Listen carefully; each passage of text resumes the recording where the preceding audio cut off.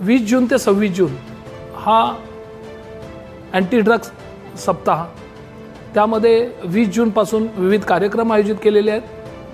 काही सेलिब्रिटी यांची देखील याच्यात मदत घेतली जाणार आहे।